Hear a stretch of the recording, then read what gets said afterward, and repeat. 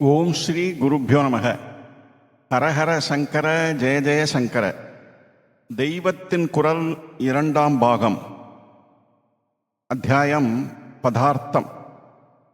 நம்முடைய மத சித்தாந்தம் எல்லா பதார்த்தங்களையும் அடிமூலத்துக்கே போய் நன்றாக தெரிந்து கொள்ளுவதால் சத்திய தத்துவம் பிரகாசித்துவிடும் என்பது. எல்லாவிதமான பிரமாணங்களையும் உபயோகப்படுத்தி அப்படி தெரிந்து கொள்ள வேண்டும். எதை கொண்டு பதார்த்தங்களை தெரிந்து கொள்கிறோமோ அதுதான் பிரமாணம். பிரத்யக்ஷ பிரமாணமான கண், காது முதலியவைகளுக்குள் அகப்படும் விஷயங்கள் கொஞ்சம்தான். அகப்படாதவை அதிகமாக இருக்கின்றன. அவைகள் அனுமான பிரமாணத்தால் அகப்படும். அந்த அனுமானத்தை விரிவுபடுத்த வேண்டும். அது வேத தத்துவத்தை அறியும் ஞானத்துக்கு உபயோகப்படுகிறது. அதனால்தான் நியாயம் ஓர் உபாங்கமாக சொல்லப்பட்டிருக்கிறது. மீமாம்சை சிரவணத்துக்கு உபயோகம். மரணத்துக்கு சாதனமாக இருப்பது நியாயம். நியாயத்தில் பதார்த்தங்களை 7 விதமாக பிரித்திருக்கிறார்கள். ஒவ்வொன்றையும் தனித்தனியாக அறிய முடியாததால் மொத்தமாக சொல்லி இருக்கிறார்கள். அந்த 7 வகை பதார்த்தங்களில் 2 பிரிவு உண்டு. உள்ளது என்பது ஒன்று, இல்லாதது என்பது ஒன்று. பாபோ அபாவஷ்ச. இந்த 7 வகை பதார்த்தங்களுள் 7வது இல்லாதது என்பது. இருக்கிறது என்பது பாவம், இல்லாதது அபாவம். அபாவம் 7வது, பாவமாக இருப்பதை 6 விதமாக பிரித்திருக்கிறார்கள். இல்லை என்பது எப்படி பதார்த்தமாகும்? பதார்த்தம் என்பது என்ன? பதத்தின் அர்த்தம்தான் பதார்த்தம். இல்லை என்னும் ஒரு பதத்திற்கு அர்த்தம் இருக்கிறதல்லவா? அபாவம் சில இடத்தில் இருக்கிறது, சில இடத்தில் இல்லை. இங்கே புஷ்பம் இல்லை, அதாவது புஷ்பத்தின் அபாவம் இங்கே இருக்கிறது. அங்கே பூஜா மண்டபத்தில் புஷ்பம் இருக்கிறது, புஷ்பத்தின் அபாவம் அங்கு இல்லை. இப்படி அபாவமானது சில இடங்களில் இருக்கிறது, சில இடங்களில் இல்லை. அப்படியே சில சமயத்தில் இருக்கிறது, சில சமயத்தில் இல்லை. இப்படி சில கால தேசங்களில் அபாவம் இருப்பதனால் அது பதார்த்தம் ஆகிறது. 7 பதார்த்தங்களாவன திரவியம், குணம், கர்மம், சாமான்யம், விசேஷம், சமவாயம், அபாவம் என்பவை. திரவியம், குணம், கர்மம் இந்த 3ம் சத்தான பதார்த்தம். அவற்றை இருக்கிறது என்று நம்மால் காட்ட முடியும். அதுதான் சத்.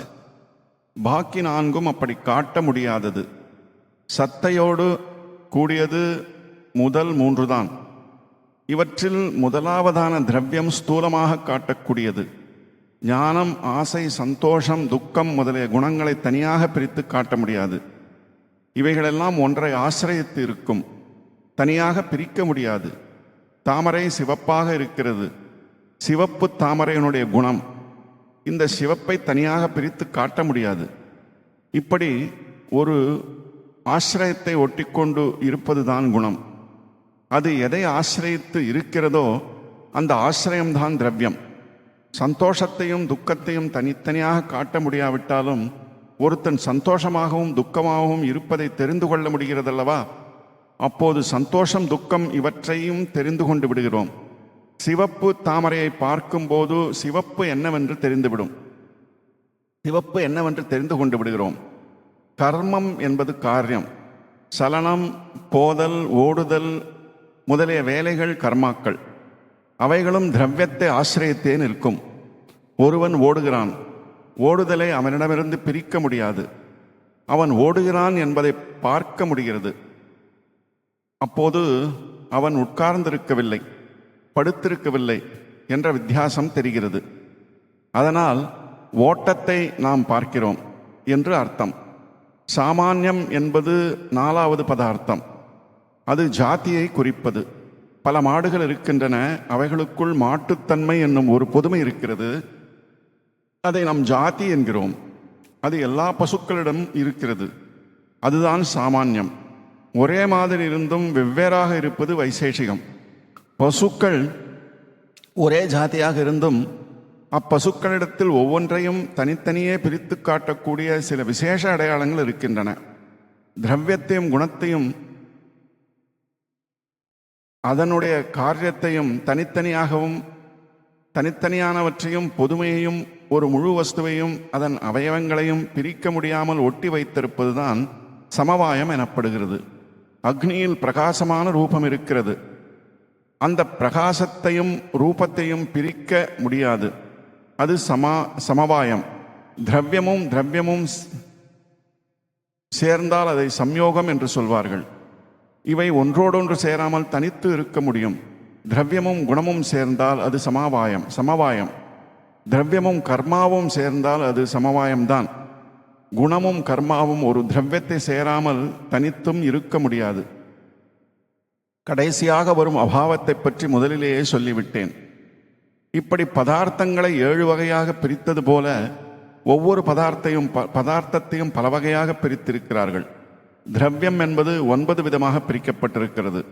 அவை பிருத்திவி, அப்பு, தேஜஸ், வாயு, ஆகாசம், காலம், திக்கு, ஆத்மா, மனது என்பவை. இவைகளில் முதலில் சொல்லப்பட்ட 5க்கும் பஞ்சபூதங்கள் என்று பெயர். பிருத்வி பூமி, அப்பு ஜலம், தேஜஸ் அக்னி, வாயு காற்று, ஆகாசம் என்பது எல்லாவற்றிற்கும் இடம் கொடுப்பது. இந்த பஞ்சபூதங்களிலும் ஒரு வேடிக்கை இருக்கிறது. இவைகளுக்கு சரியாக உடம்பில் 5 தினுசான அறிவுகள் இருக்கின்றன. பார்க்கிற சக்தியுள்ள கண், கேட்கும் காது, ருசிக்கும் நாக்கு, உஷ்ணம் சீதம் தெரிந்து கொள்ளும் ஸ்பர்ஷேந்திரியம், கந்தம் தெரிந்து கொள்ளும் மூக்கு என்பவை 5. ஸ்பரிச இந்திரியம் என்பது வெளித்தோலான சர்மம் மட்டுமில்லை, உடம்பு முழுவதிலும் ஸ்பர்ச உணர்ச்சி இருக்கிறது. உடம்புக்கு உள்ளேயும் இருக்கிறது. வயிற்று வலி, மார்பு வலி முதலியவை அதனால் தான் தெரிகின்றன. இந்த 5 விதமான அறிவும் ஒவ்வொன்றால் அறியப்படுகிறது. ஒவ்வொரு விஷயம் ஒவ்வொரு இடத்தில் தான் உணர்ச்சியை தருகிறது. பார்வை கண்ணில் தான் இருக்கிறது. காதினால் பார்க்க முடியாது. காதினால் கேட்கிற சங்கீதத்தை கண்ணினாலோ மூக்கினாலோ கேட்க முடியாது. நாக்கிலே ஒரு பதார்த்தத்தை போட்டால் அதனுடைய ருசியை தெரிந்து கொள்ள முடியுமே ஒழிய வாசனையை அறிய முடியாது. கற்கண்டு தித்திக்கிறது என்று மூக்கு தெரிந்து கொள்ளாது. இப்படி 5 தினுசான குணங்களை 5 இந்திரியங்களில் ஒவ்வொன்றுதான் தெரிந்து கொள்ள முடியும். ரூபம் என்னும் குணத்தை கண் அறிகிறது. நிறம், அளவு முதலியவைகள் ரூபம், சுக்ல, பீத, நீல, ஹரித, ரக்த, கபிசம், அதாவது முறையே வெள்ளை, மஞ்சள், கருப்பு, பச்சை, சிவப்பு, காபி நிறம், அதாவது பிரவுன் என்பவை நிறங்கள். சப்தபேதங்களை காது அறிகிறது. கெட்ட வாசனை, நல்ல வாசனைகளை மூக்கு அறிந்து கொள்கிறது. 6 வகை ரசங்களை நாக்கு உணர்ந்து கொள்கிறது. உஷ்ணம், சீதோஷ்ணம் முதலியவைகளை ஸ்பரிச இந்திரியம் தெரிந்து கொள்கிறது. இப்படி 5 இந்திரியங்கள் 5 வகையான குணங்களை உணர்ந்து கொள்ளுகின்றன. இவைகளுக்கு ஞானேந்திரியங்கள் என்று பெயர். இந்திரியம் இல்லாவிட்டால் குணம் தெரியாது. நமக்கு இந்திரியங்கள் 6ஆக இருந்தால் 6 வகையான குணங்களை நாம் அறியக்கூடுமாய் இருக்கும். 1000 இந்திரியங்கள் இருந்தால் 1000 குணங்கள் அறியப்படக்கூடலாம். உலகத்தில் எத்தனை விஷயங்கள் இருக்கின்றனவோ தெரியவில்லை. நமக்கு ஸ்பர்ஷேந்திரியம் கொடுக்காவிட்டால் சீதம், உஷ்ணம் முதலிய உண்டு என்று நாம் அறிய முடியாது. இந்த இந்திரியம் கொடுத்ததனால் சீதோஷ்ணங்கள் அறியப்படுகின்றன. சீதோஷ்ணங்கள் வெளியில் இருப்பதனால் மட்டும் நமக்கு தெரிகின்றன என்று சொல்லக்கூடாது. வெளியில் இருப்பதை நமக்கு அறிய இந்திரியம் இருந்தால்தான் அவை தெரியும். குருடர்களுக்கும் செவிடர்களுக்கும் ரூபம், சப்தம் என்பவை வெளியில் இருந்த போதிலும் தெரியாததை பார்க்கிறோம் அல்லவா? கண், நாக்கு, மூக்கு, தொடு உணர்ச்சி, காது என்னும் 5 இந்திரியங்களுக்கும் ரூப, ரச, கந்த, ஸ்பர்ஷ சப்தங்கள் முறையே விஷயமாகின்றன. இந்த 5 குணங்களையும் பகவான் பஞ்சபூதங்களில் வைத்திருக்கிறார். மண்ணில் 5 குணங்களும் இருக்கின்றன. அதற்கு ரூபம் இருக்கிறது, ருச்சி இருக்கிறது. நம் உடம்பு, கத்திரிக்காய், வெல்லம் எல்லாம் மண்தான். மண்ணுக்கு வாசனை இருக்கிறது. வாசனை உள்ள புஷ்பம் மண்தான். கடினம், சீதம், உஷ்ணம் முதலியான ஸ்பர்சத்தால் அறியும் குணங்களும் மண்ணுக்கு இருக்கின்றன. சப்தமும் கூட இருக்கிறது. நூலை கட்டி கேட்டால் சப்தம் கேட்கிறது. கட்டையை தட்டினால் சப்தம் உண்டாகிறது. ஜலத்தில் கந்தத்தை தவிர மிகுதி உள்ள 4 குணங்களும் இருக்கின்றன. நாம் வாசனை பதார்த்தங்களை கலந்தால்தான் ஜலத்தில் கந்தம் உண்டாகிறது. ஜலத்திற்கு ரூபம், ரசம், சப்தம், ஸ்பரிசம் என்னும் 4ம் இருக்கின்றன. ஜலத்தை அடித்தால் சப்தம் உண்டாகிறது. மண்ணில் 5 குணங்களும் இருந்தாலும் மற்ற 4லும் இல்லாமல் அதில் மட்டும் இருப்பது கந்தம். அது அதனுடைய விசேஷ குணம். ஜலம் இல்லாமல் போனால் ரசம் இல்லை. அதனால்தான் ரசேந்திரியமாகிய நாக்கில் எப்பொழுதும் தண்ணீர் இருக்கிறது. நாக்கில் நீர் வற்றி போனால் ருசியை அறிய முடியாது. ரசம் என்பதற்கே ஜலம் என்றும் ஒரு அர்த்தம் உண்டு. தேயுவுக்கு, அதாவது நெருப்புக்கு ரசமும் இல்லை, கந்தமும் இல்லை. ரூபம், சப்தம், ஸ்பர்சம் என்ற 3 தான் இருக்கிறது. அதற்கு ரூபம் விசேஷ குணம். வாயுவில் ரூபம் இல்லை, சப்தமும் ஸ்பர்சமும் மாத்திரம் இருக்கின்றன. அதற்கு ஸ்பர்சம் விசேஷ குணம். அதனால்தான் நம்மேலே காற்று பட்டால் தெரிகிறது. ஆகாசத்திற்கு சப்தம் மட்டுமே உண்டு. வாயுவினால்தான் சப்தம் உண்டாகிறது என்று முதலில் நவீனர்கள் கருதி இருந்தார்கள். கம்பியில்லா தந்தி முதலியவை ஏற்பட்ட பிறகு காற்றினுடைய மாறுதலுக்கு உட்படாமல் சப்தம் கேட்பதால் ஆகாசத்தினுடைய குணம் அது என்று தெரிந்து கொண்டு வருகிறார்கள். சப்தம் என்ற ஒரே குணமுள்ள ஆகாசம் சப்தத்தோடு நம்மேலே படுவதால் தெரிந்து கொள்ளக்கூடிய ஸ்பரிசமும் உள்ள வாயு, சப்தம் ஸ்பரிசம் என்கிற 2ஓடு கண்ணுக்கு தெரிகிற ரூபமும் உள்ள அக்னி, இந்த 3ஓடு ரசமும் சேர்ந்த ஜலம், இந்த 4 குணங்களோடு கந்தமும் உள்ள பிருத்வி என்று பஞ்சபூதங்கள். 5 குணங்களுக்கு ஆசிரியங்களாக பஞ்சபூதங்களாகிய திரவியங்கள் இருக்கின்றன. நியாய சாஸ்திரம் சொல்லும் 9 மிகுதியுள்ள திரவிய பிரிவுகள் காலம், திக்கு, ஆத்மா, மனது என்பவை. மணி, நேற்று, இன்று, நாளை, வருஷம், யுகம் முதலியவை காலம், அதாவது டைம் என்ற தத்துவம். திக்கு என்பது தேசம், மேல், கீழ், இங்கே, அங்கே என்பவனையெல்லாம், அதாவது ஸ்பேஸ் என்ற தத்துவம். இவ்வளவையும் அறியும் மனத்தை உடையவனே ஆத்மா.